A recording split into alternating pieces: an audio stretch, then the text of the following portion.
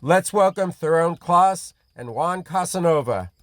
Landscape Services Operations, University of California, Berkeley, Berkeley, California. Hello, this is UC Berkeley with Theron Klos and Juan Casanova. And we are managing our communities without toxic chemicals. As you can see, whatever chemicals used on iconic Memorial Glade could affect many of the users of this glade. This was taken on April 20th this year, so it isn't indicative of the daily usage of the glade. Okay.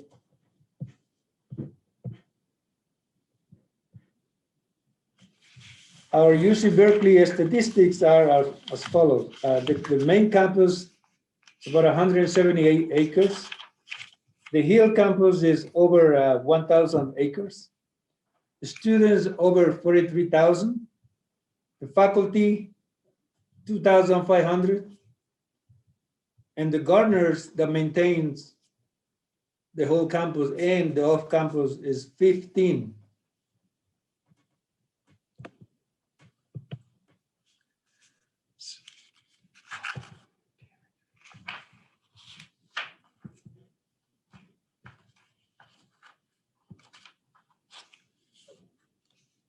The birth of the organic turf management on campus started in the beginning of March when I went to a seminar on organic turf management. There I met Susan Fish of the Parents for a Safer Environment and Chip Osborne at the seminar.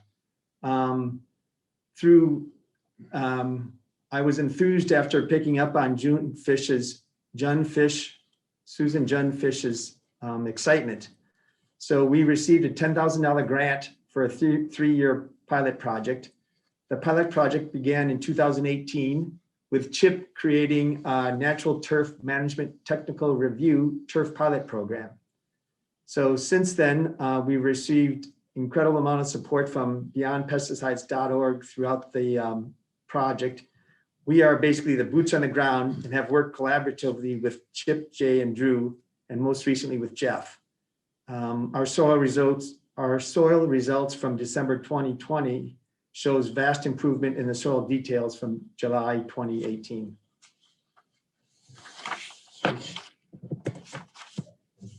Okay, the process that we follow when we do the organic turf management is as follows. First of all, we get basic readings from soil test results. And then we follow a turf program created by Chip. Chip is our genius in organic turf maintenance that gave us this program to follow. So we aerate usually 3 times annually, add humic when prescribed, by the program, use organic fertilizer about 3 or 4 times per year, add gypsum as directed. We don't use that every time we aerate. We only use it when it's recommended by a program. Use organic fertilizer about 3 times per year. Oh, sorry, I repeat that. Keep students off the lawns for a week or 2. So we enclose the whole area with Memorial Glade or Faculty Glade, and we keep the students off for 2 weeks. Then we get additional soil test and make adjustments to the plan as we proceed during the year. In areas where it's bare, no grass, we just kind of like hand seed those bald spots, and off we go. The glades, which are both memorial and faculty glades, are focal spots on campus. They're very active and frequently used for events, many large events. Memorial Glade is almost 58,000 square feet, while faculty glade is 33,000 square feet. It's basically where our campus community gathers daily for many things. It's for enjoying Frisbee, studying, lunch, or just chilling on campus. So that is why our goal is to reduce the chemical exposure to our campus community to 0 by using an organic approach.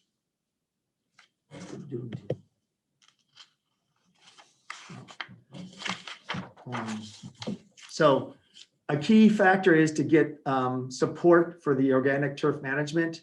We were very blessed in that our associate director, our AVC, our vice chancellor, and our chancellor were all on board with this. So we didn't really have to do any convincing. So going chemical free was in alignment at all levels of our organization. Herbicide Free Cal was a new student movement which was founded by Bridget Gustafson and Mackenzie Feldman.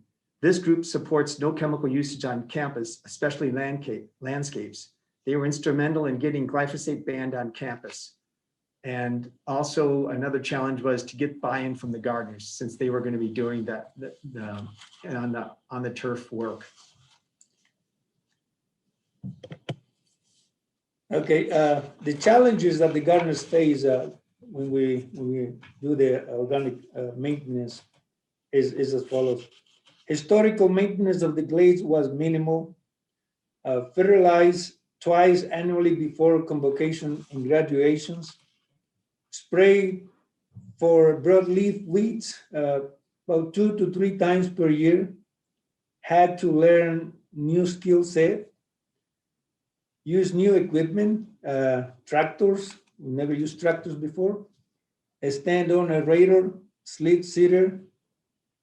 Accept new thought process of lawn care and juggling off yet another priority. And it's a very time-consuming. We also borrow equipment from intercollegiate athletics department many times. So the challenges for the overall organization, it's keep the focus on doing the right thing. So we're trying to eliminate the use of chemicals. It costs more to feed the soil than the grass. So it's much easier to just fertilize and put weed killers on the grass than it is to do what we've been doing. It's more labor intensive. The capital cost for equipment is high. And then there's the issue of sustained communication on the ongoing effort. So we need to keep the community aware of the process because when we rope off the glades for a 1 to 2 week period, it's very inconvenient and creates a hassle for everyone. So they just need to be aware and buy into it. Everyone needs to accept the new aesthetic because the grass doesn't look as nice as we're used to. And then can and will we be able to fund this operationally going forward? So we have received excellent results. First off, the gardeners understand and embrace the organic management, which was a very positive effect and a surprise to me, as a matter of fact. The results of the soil test prove that the soil is improving. As soil becomes more fungal than bacterial, it's healthier soil. So as you can see, the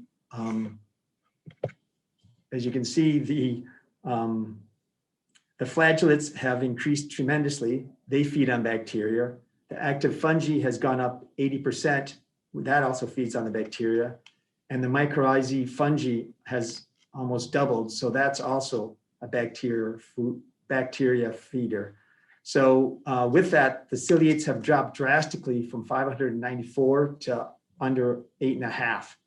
And this is what we were striving for because ciliates are an anaerobic loving organism. And the presence of these show that the soil is heavily compacted. And so this proves that the soil isn't compacted, which is what we were striving for.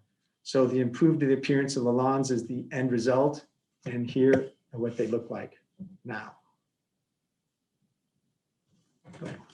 Yeah, those are images of how the glade used to be and how the glade is at this moment.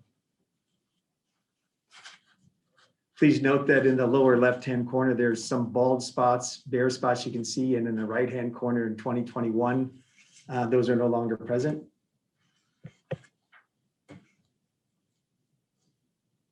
Yeah, here they are, more pictures. Again, the one on the left, even the right, is also belongs to the Memorial Glade. And And this one is from Faculty Glade. As you can see on the pathway, there's a browning along the edge, and that's where it was heavily compacted. And on the right, that is no longer the case. So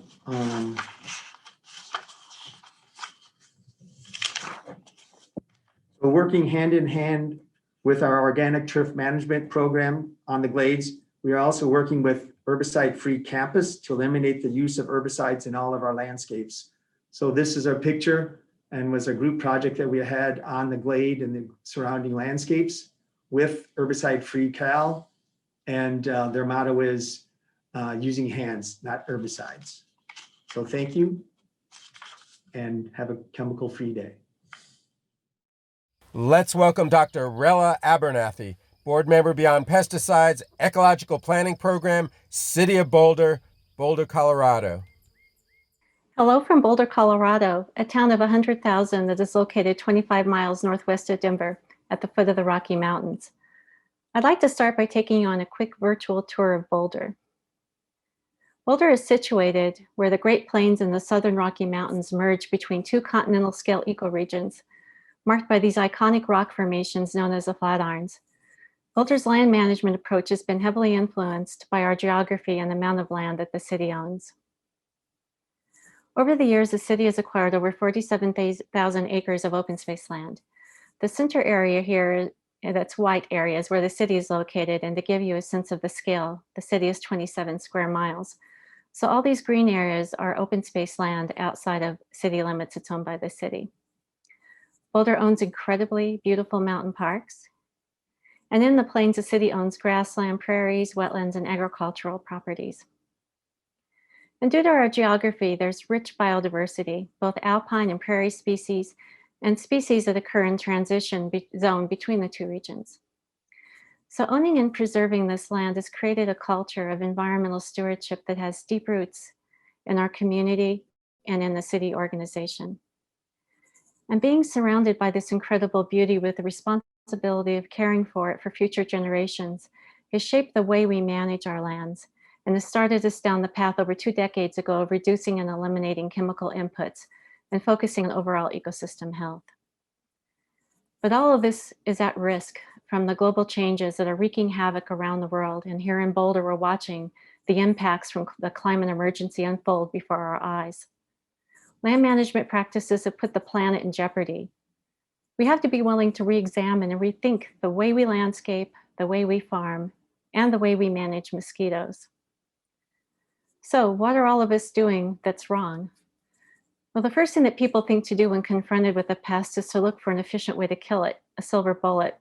We treat the symptom instead of asking why it's a pest in the first place, or in some cases, if we should even consider it a pest. We act as if pests live in isolation and that we can target and kill the pest with minimal impacts to the rest of the environment. But no species lives in isolation. Species live in ecosystems with other organisms, so they're connected together in complex food webs. When in balance, individual organisms and populations and ecosystems fluctuate, but stay within certain bounds. With external disturbances, organisms react and can produce cascading impacts or ripple effects throughout the entire ecosystem. And pesticides in particular can be particularly harmful because they're designed to kill or disrupt living things. And they don't magically impact only their target. In fact, for most pesticide applications, the majority of a pesticide never reaches the intended target and goes into the air, water, and soil where non-target organisms are exposed. So when we fill in wetlands, contaminate them with runoff from lawn chemicals, or apply herbicides or insecticides directly to try to control weeds or mosquitoes, we end up with predictable problems. And what we thought was a solution actually becomes a problem, with pest resistance and resurgence, creation of secondary pests, killing or harming non-target organisms, and contaminating ecosystems with persistent toxics. And after applying millions of tons of pesticides in increasing amounts since Rachel Carson warned us about the threats to biodiversity and our health 60 years ago, does it even work? Crop losses from agricultural pests have actually increased since the 1960s, and mosquito populations have increased by as much as tenfold in the last 50 years. We keep doing the same things with new chemicals instead of looking at how we manage our or in some cases, mismanage the land that we all depend on to provide us with the ecosystem services that we must have to survive. And there's no better example of this than typical mosquito control practices, where broad spectrum neurotoxic insecticides are fogged throughout city neighborhoods. David Pimentel from Cornell calculated that target mosquitoes only receive about 1/10,000,000% of the pesticide droplets hanging in the air. So for each mosquito you kill, over 1,000,000 droplets go somewhere else. There's a mosquito pesticide to attack every life stage. Besides adulticides sprayed out of trucks, airplanes, and sprayed on people's yards as barrier treatments, there are growth regulators to keep mosquito larvae from reaching adulthood. These are not mosquito specific. All insects have the same hormones that regulate growth. A variety of larvicides are available to kill mosquito larvae, some synthetic chemicals and some naturally occurring bacteria. There are surface oils that suffocate mosquito larvae or pupae coming to the surface of the water to get air. Mosquitoes aren't the only tiny organisms that get air at the surface of the water. So does applying all these pesticides actually make a difference in mosquito populations, or more importantly, in disease transmission of mosquito-borne pathogens like West Nile virus? There's almost no research that answers that question. Here at the City of Boulder, we don't use adulticides, growth regulators, surface oils, or the majority of larvicides. We use one bacterial larvicide called BTI in a very targeted and limited way. Other programs to the rest of our county vary from using pesticides that target all mosquito life stages to programs that use a little more cautious approaches. But this chart shows the county-wide total of mosquitoes in the orange bars, and the blue line is the average of City of Boulder mosquito traps. And as you can see, by and large, the mosquito populations follow the same patterns. We have far less control over mosquitoes than we think we do. And the City of Boulder's West Nile virus risk is usually lower than other parts of the county. There's no research that I've seen that shows that pesticide mosquito control measures actually reduce disease. Disease ecology principles tell us that the more inputs and external disturbances we add to an ecosystem, the more we actually increase the risk of infectious diseases. And one very important point is that most mosquito species can live in very poor conditions. As habitat is destroyed or fragmented, as we pollute and contaminate with pesticides, mosquitoes build resistance and can live in sites that their natural predators cannot. I'd like to show you how the City of Boulder keeps adapting our mosquito program to use ecosystem management and disease ecology principles to protect our precious wetlands while simultaneously reducing the risk of disease. Like other programs, the city traps adult mosquitoes to track individual species and overall mosquito activity. We map all known larval breeding sites, over 500 on city property, and regularly monitor. Mosquito larvae are monitored with these cups on a long stick that are dipped into the water and around mosquito habitat to check and see if mosquito larvae are present. The types of mosquitoes that can transmit disease often breed in artificial sites, which is why it's so important to drain standing water, even small amounts, and especially in urban areas. But what about wetlands and natural areas? People see water and they assume it's breeding mosquitoes, which may or may not be the case. Is this fact sheet from the Indiana Department of Natural Resources true? Do wetlands actually devour mosquitoes? And will a wetline provide free and natural mosquito pest control, along with all the other multitude of benefits that a healthy wetland provides? Over the last 2 years, we set out to gather the data to start asking these questions. And as you can imagine, monitoring 500 sites just by dipping for mosquito larvae is pretty intensive. And consider that these sites are spread over thousands of acres of our open space system. We contract with an ecological consultant, and these are all aquatic entomology experts for our program. And here you see a field ecologist using an aquatic sweep net to check and see what's living in the wetland. Once they collect a sample, they dump it into a white enamel pan and record the different taxa that they find. Here you can see the incredible amount of aquatic diversity from a mosquito larval site. Different species of damselflies, aquatic bugs, and beetles, all predators of mosquitoes. Our contractor is doing biodiversity surveys at every one of our 500 sites. All are surveyed once a month, all summer long, and some are surveyed weekly. And over the last 2 seasons, we've gathered over 2,500 data points. Even during routine dipping, we still pick up other critters. Here are a bunch of dragonfly nymphs, voracious predators of mosquitoes at both the immature and adult life stage. Here's a larval predaceous diving beetle chowing down on a Culex mosquito larva. The team is also recording terrestrial biodiversity, including insects, insectivorous birds, and amphibians. We're still doing some limited treatment with the bacterial larvicide BTI. This includes situations where breeding is in low quality or artificial sites. And we also consider treatment in a wetland, which is usually a little pool off a main wetland if there are few predators or no predators present. And then we also do repeated monitoring to check and see if the predators at the site aren't keeping the mosquito larvae in check if they're present. So why aren't we just using the larvicide BTI liberally, especially since it's a natural product? Well, first of all, BTI was isolated from soil and it's not found naturally in wetlands. Applying an insecticide, whether it's natural or synthetic, has ecological impacts.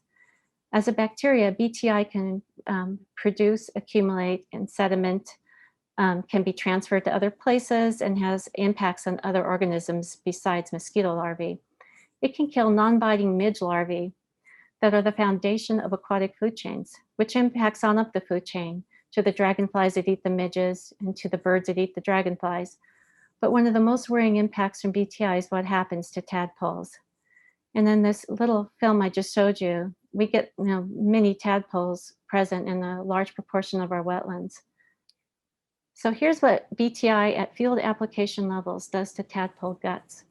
A normal gut is on the left, and on the right is what happens to a tadpole gut from exposure to BTI.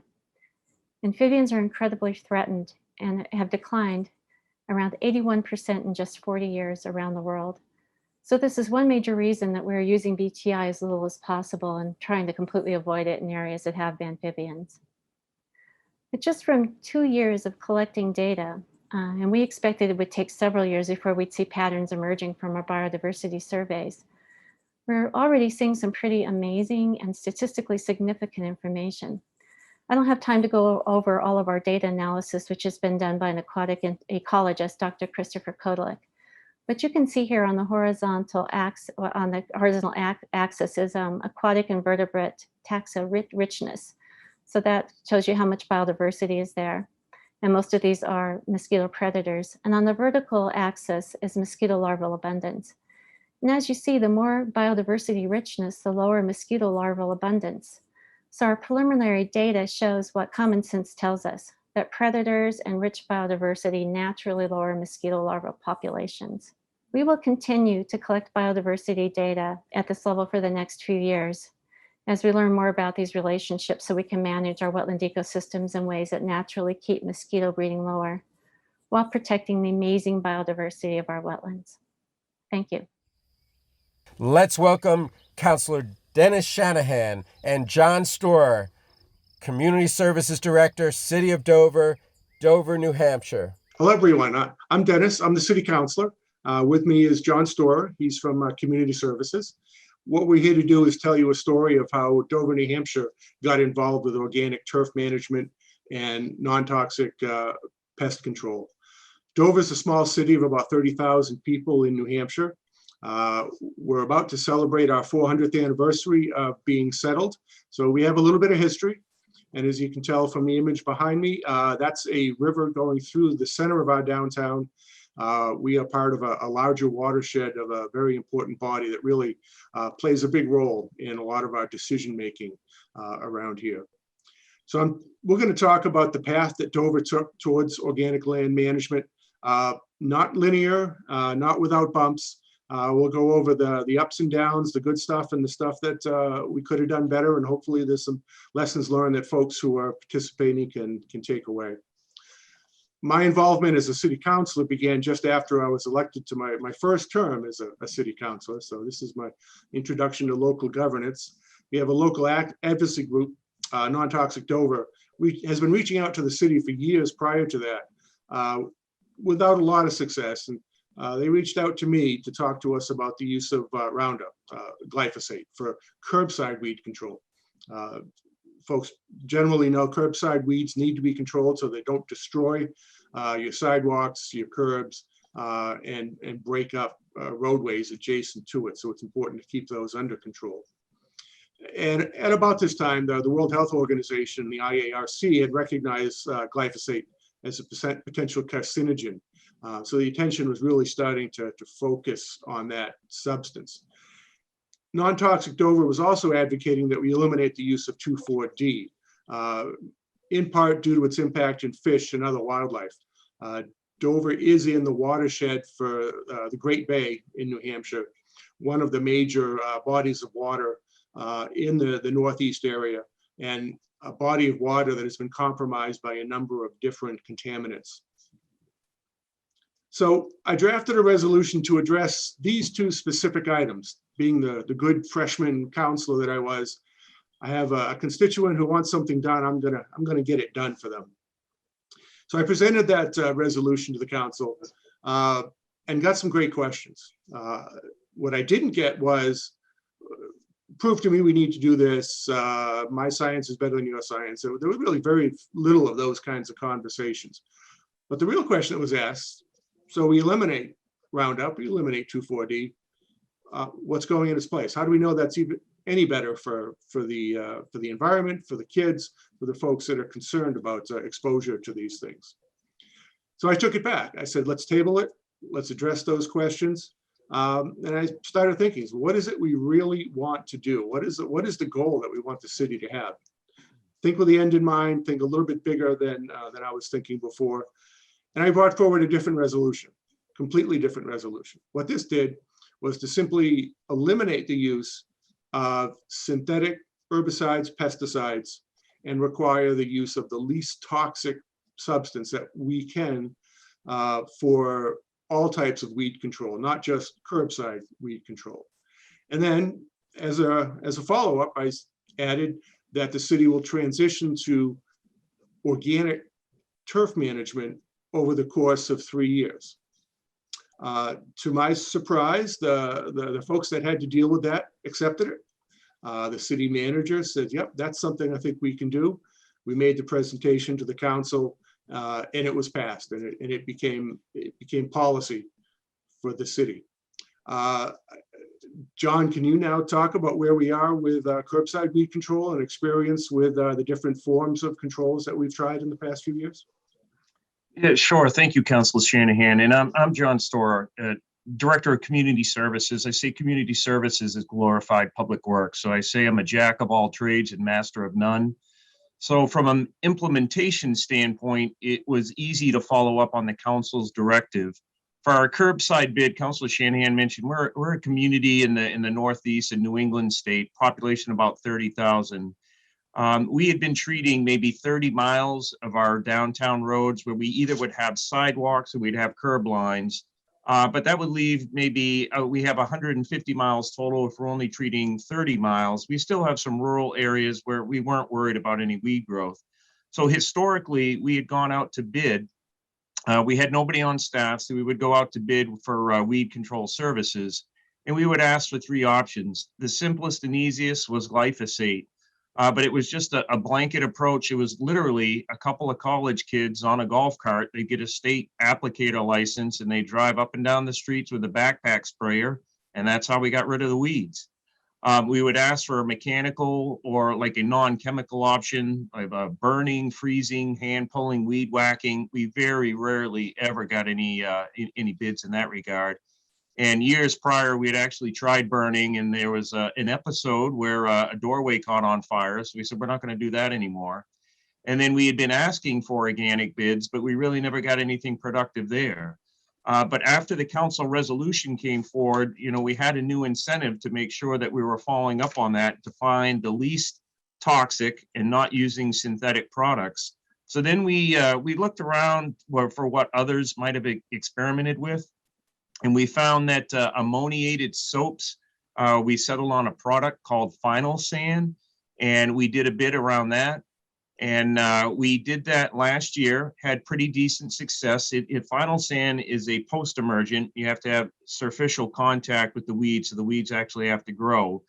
So we had a little bit different expectations to adjust, that you are going to have some weeds present, but the final sand definitely took care of things once the weeds emerged. And our cost, there was an impact on the cost. I mentioned we have 30 miles to treat. We were maybe 10,000 a year years ago with the old glyphosate approach, but with the final sand, I think we're up around 25 or 30,000. One of the things we're going to try this year, we're going to stay with the final sand for a post-emergent application. But we're going to try a polymeric sand, kind of an expanding sand, to get into the joints where the seeds may take hold and root and start to germinate. So we're going to have a kind of a two-prong approach with that. So that covers our curbside weed and what we were trying to implement.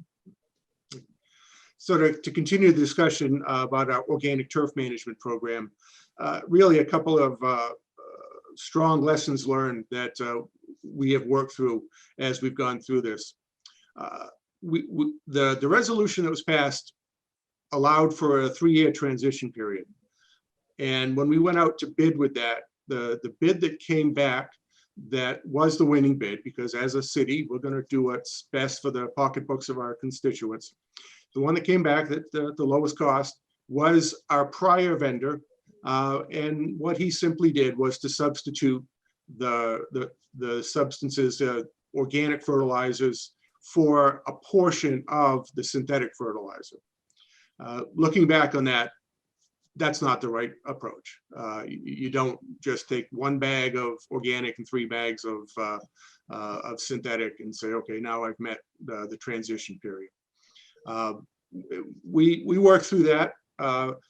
This phase transition was not entirely successful, but we are now in the 2nd year of a full transition. And the key, I think, behind that is to ask yourself, as a municipality or an organization, university, do you have the in-house expertise to be able to manage through this? It's absolutely critical that your request for proposals, your request for bids, be reviewed by someone who's familiar with the program. And a familiar name will come up as I continue to talk about this. Once we did that, we really started to get quality bids back, and we're able to move forward with a great program. So our initial proposals turned out to be well beyond what we had budgeted. At one point, I think we're probably 4 times our prior budget for turf management. And we actually had to let the program delay 1 year. We then brought on board Chip Osborne. We were fortunate enough to work with Chip both a few years prior to the initiation of our organic program. He provided some training for citizens and staff members, training that I attended.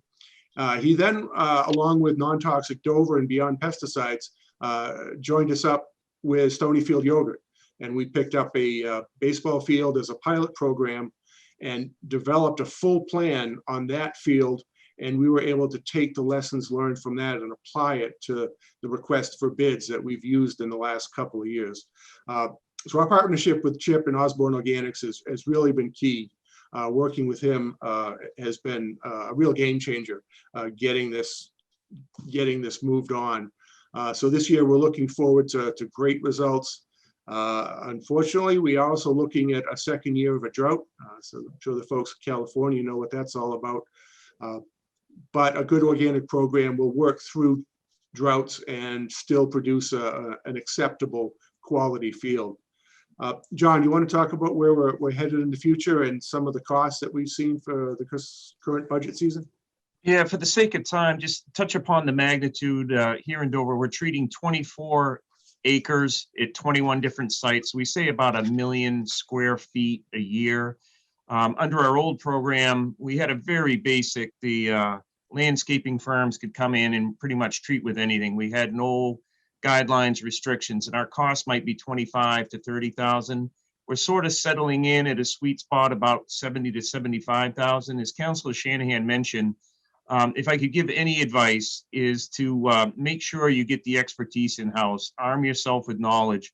Working for a municipality, like I said, trying to be a jack of many trades, we found Chip Osborne's outside consulting help invaluable. And a real catalyst, I think, for us was when Beyond Pesticides and Stonyfield Organic partnered. They gave us a $5,000 grant to do a pilot test. And as Councilor Shanahan mentioned, that pilot test was the field trial of what worked, what didn't work. You can write up all kinds of applications for different organic products you want to use, whether they're liquids, granular, solids. But then we rely on outside hired vendors. We have to procure the services to apply all these products. So we sort of had to have somebody like Chip Osborne take the recommendations and scale those to what we had available for current applicators. And having that pilot project working with Beyond Pesticides and Stonyfield Organic was the real catalyst to have us move forward. And I would say if there's any other municipalities out there considering making a switch, do not do what Councilor Shanahan said was one of our biggest errors, is just doing an RFP, swapping products. I would recommend, if you're a municipality, consider requesting a statement of qualifications, ask for the credentials of the vendors in similar applications, and go out and see where they've had success and see if you can adapt that for your own property. Thank you all for paying attention. Let's welcome Mary Travaglini, Program Manager, Organic Lawn and Landscape Program, Department of Environmental Protection, Montgomery County, Maryland. Thank you, everybody, for sharing that great information about what's going on in some other municipalities around the country. It's great to see the individual municipalities taking the lead on making change within their own communities. Here in Montgomery County, Maryland, we're actually the largest municipality in the United States to have passed a major pesticide law, particularly focused on lawns. And the reason that's really significant is that we have a very large county in Maryland that's over 500 square miles and over 1 million residents. So while the county itself could take initiatives on what they do on their own land, we do have 28% of our land is covered in turf grass, reflecting much of the same statistics we have across the country. So the question here is, what do you do when you have all of that turf grass and you have a lot of individual property managers, property owners, and residents? Here in Montgomery County, we had a large push from our residents to pass more stringent pesticide laws to limit the use of cosmetic pesticides on lawns. We have a pesticide law in place. In summary, although it's many, many pages, the use of most synthetic pesticides are not allowed on private and county lawns, playgrounds, mulch recreation areas, and private childcare facilities. We do allow anything that's organic under USDA standards. So anything that's OMRI listed, EPA listed for organic gardening, and any of the FIFRA exempt chemicals are allowed underneath the law. I'm going to go through some of the history of how we got here. I was asked to share, how did we get here and how might other municipalities in the country follow suit if this is something that's desirable. The county has had a pesticide law since the 1980s, but up until it changed in 2015, and I say 2019, which I'll explain, most of that was in the retail space. So we required signage, which was a replication of state law. That was signage for when lawn chemicals were applied. It required retailers to post information about the dangers of pesticide use and alternatives in the shelving area or somewhere within the store.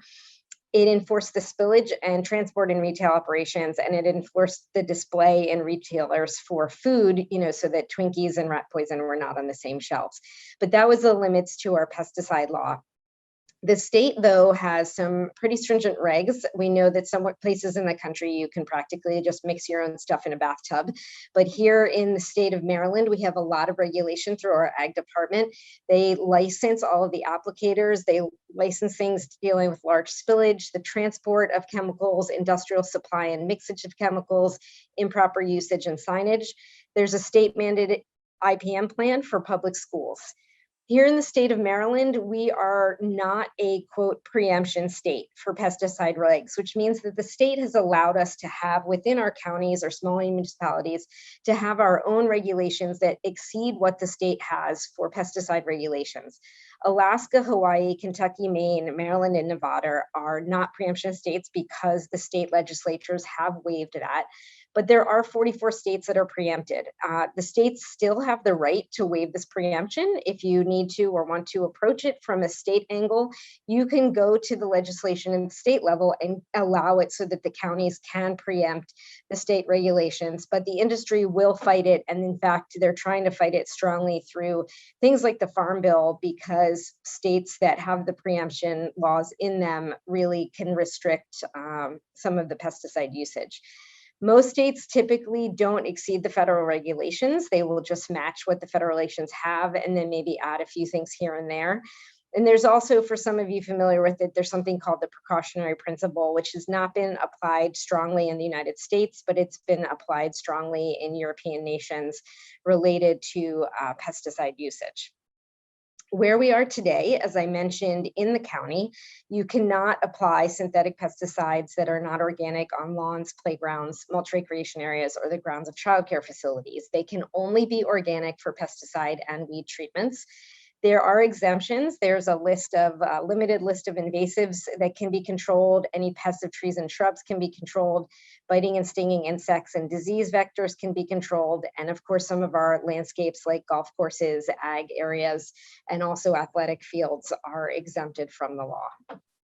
How did we get here? The legislation was actually introduced 7 years ago in 2014. We had more public testimony than most bills in recent history in support of the law. So there was a lot of public support for this law. It was adopted in October 2015. It was effective immediately on county property. It was supposed to take a little over 2 years to be effective on private property in January 1 of 2018. But then the industry and some private individuals came in and sued the county, tried to say that we were preempting the state. We had to go through a long legal battle. First, the law was struck by the local circuit court, who agreed with the appellants. It was appealed by the county to the Court of Special Appeals, which is more of a sort of a mid-level court. The county was upheld for their law. The petitioners appealed it to the State Court of Appeals, which is our highest court in the state, and they upheld our Court of Special Appeals. So the county prevailed, but the county did not prevail until it was signed into law on July 11th, 2019. And you can see there is more than a year gap there of when it was supposed to take effect on private property. So the lawsuits really stalled and delayed our ability to be able to communicate this law because we didn't know whether it would be effective or not. There were some challenges. The lawsuit was delayed because the lawsuit delayed years worth of education. And in fact, industry tried to cry foul and ask for more delays that they had caused. The environmental focus was on lawns, but the question for people was why? But it's because we have why do we focus on this? We have 2 times more lawn area than impervious surfaces in the county. And most places spend a lot of money, a lot of focus on the environmental impacts of impervious surfaces, but we have a lot of lawn that can have a big effect. We have to educate the masses. Again, I said we're 1 million residents. It's a very large area to educate people about. Pesticides are complicated. We cannot control the retailer space in terms of what they sell or what's sold on the internet. We're only, in our law, we have to have signage in the stores, but we cannot limit it so people can still purchase these products as they can be used in areas besides lawns. You can be used in crack and crevice control and garden beds and things like that. And also the law doesn't have any flexibility in that our department cannot allow waivers for people in transition. We cannot increase fines and do other things to really make it slightly more effective or slightly more flexible for people to go through. So there's always challenges related to things like this. The question is, for other places, can you do it? I mentioned some states allow for preemption, so great, go for it. I recommend that people call us first. Consistency of language is really important. There were a lot of lessons in Canada, particularly from Ontario, where there were millions, I shouldn't say millions, that's an exaggeration. There were dozens of individual municipalities that had their own laws, and they were all different. And if you're in the industry, it's really hard to figure out what you're doing on one street versus the next street and next area over. So it's important to have a lot of consistency there if you're going to build these laws. Countering of misinformation campaign from the industry is really challenging. So we've got some advice that we can give you on that. And then you, of course, always need community champions. As some of the folks mentioned in the talks before us, community champions are really important for folks to be able to move to a non-toxic workspace. If you can't preempt, let's say you're in those 44 states that cannot preempt, you can still try things. You can start by seeking state legislative change to allow for you to do preemption. You could create a phased ban. For example, you can start with county land. You can start with public schools, bans in public spaces. You could start creating bans for vulnerable populations, sites that have things like hospitals or childcare facilities, retirement communities and playgrounds, places where industry might be less likely to fight you because you can show that there are vulnerable populations specific to those sites. It's important while you're doing any of this is to not exaggerate on either side. We know that pesticides by their very nature are toxic, and we also know that industry by its very nature is profit driven, but not all industry relies on pesticides for profits, and pesticides are not needed for profits. In fact, we had a very robust lawn and landscape before World War II, before we had these chemicals available to us, and we can still have a very robust landscape community in the future. All right, so there are other ideas that you might have out there besides having phased bans go into place. You can look into changes in your retail spaces and get retailers to cooperate on taking things off of shelves, changing how they do things, putting up signage. You can increase the signage regulations for applications. You might do more to support organic products in terms of marketing them, getting them out to the masses, maybe provide rebates to locations that go organic with their lawn care. And you could even encourage codes that reduce the amount of lawn that might be in your municipality. And with that, I just like to close out because most of it was words, but we do like to spend a lot of time educating about what a lawn is. And I like to make sure that it's really important that we focus a lot on educating folks that lawns are not golf courses and they are not the grounds of castles. They are supposed to be a diverse environment within our communities. They're really important. They're never going to go away. But the more we can do to encourage people to accept a different aesthetic is going to go a long way in supporting whether you have a ban or not. And my email is there and our link to everything about the law is there as well. And thank you very much.